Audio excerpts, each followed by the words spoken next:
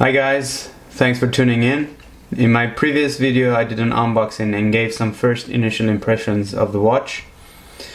The video link is below for my unboxing and initial impressions. Today I will talk about the things I like and dislike with the watch now that I have been wearing it for some period. So let's start with the good stuff, shall we?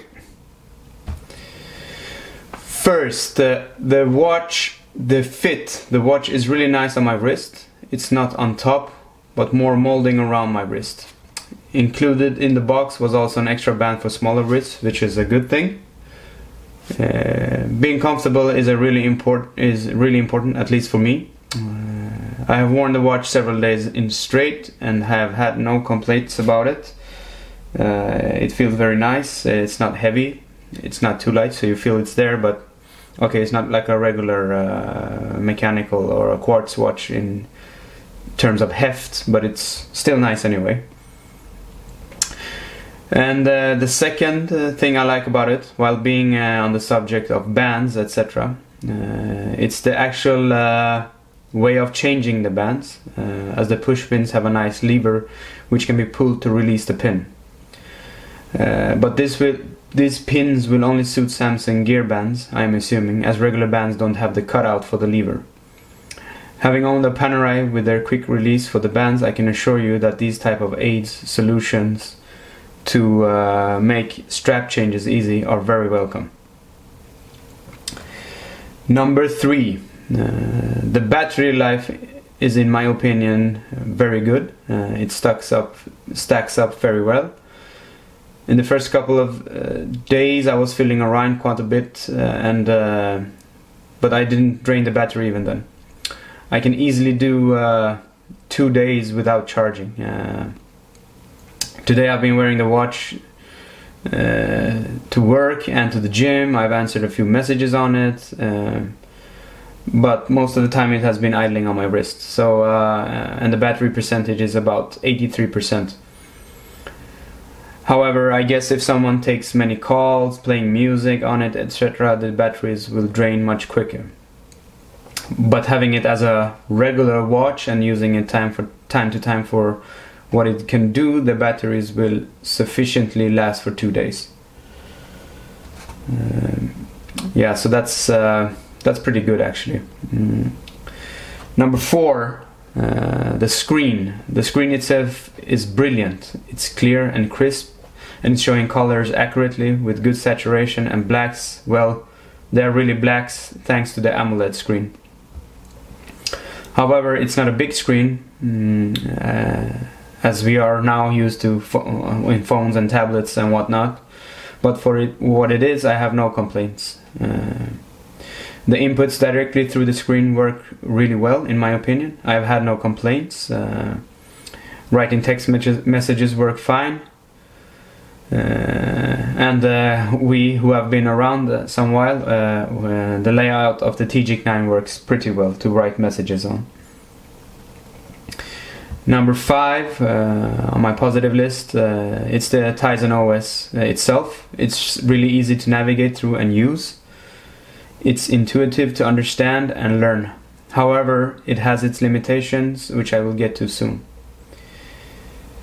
It's nice to have the option with the different watch faces and having the option of showing different parameters in the different layouts. I like the integration of the Spotify app. It lets me to change the music via the watch instead of having me pulling up the phone. However, I guess this is a common feature for most smartwatches though.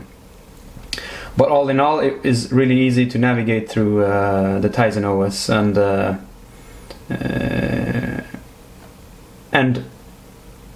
it's rather easy and to learn. It's not like a huge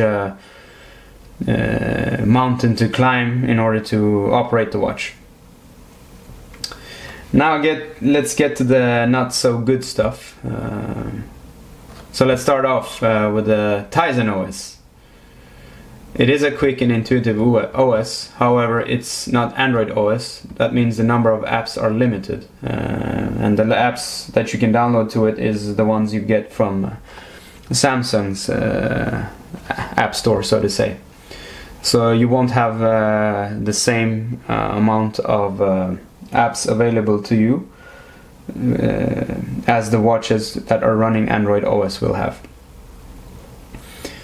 And the second thing is the integration of the Wats App. I'm not sure if it's the watch's fault or if, I mean, it's most likely a software issue, but I haven't at least been able to scroll through messages. So meaning if I get 2 messages from the same person, I've not been able to scroll through the different messages. Also, pictures sent via WhatsApp are not showing up on the watch. However, when using the regular messaging functionality, MMS and so on, pictures shows, etc., which is a shame. Number 3. I understand that having an USB port for charging would require more internal space in the housing. However, this would be very convenient from a charging perspective. Let's say you go away for 2-3 days and do not bring the charger. This happened to me this weekend. The watch ran out of juice and therefore I couldn't use the watch. So it would be nice to have the micro USB connection on it, but I mean, yeah, I understand why it's not there, but yeah, again. Number 4, the accuracy of the help applications. I'm not confident about the results provided from i.e. the step counter. I work in an office, I have the car on my driveway and I park 2 or 3 minutes walk away from the office during a regular day. It indicates that I'm doing 6, 7, 8,000 steps, which I know is not accurate. Sitting on your ass in the office wouldn't give you that many steps. However, I've not been able to try everything else, all of the functionality which comes to the health apps, but this did put me aside a bit. And to number 5, which is my biggest negative concern, that is, do I really need a smartwatch?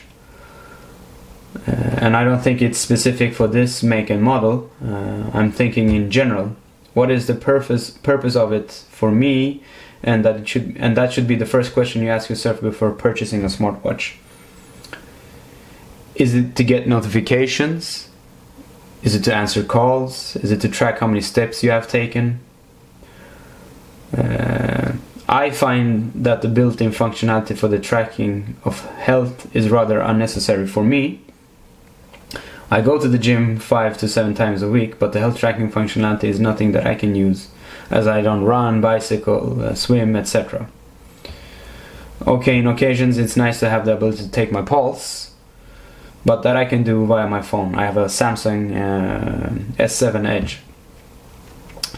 So again, the first question to ask yourself is, what do you need, or what do you require in a smartwatch, or do you require a smartwatch at all?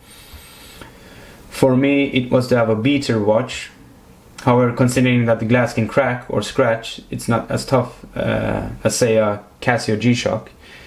But again, then I don't have to use my mechanical watches when I'm at the gym, as an example.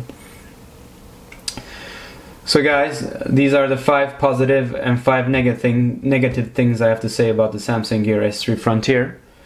If you have any further questions or thoughts, just leave a comment below. See you next time. Thanks. Bye.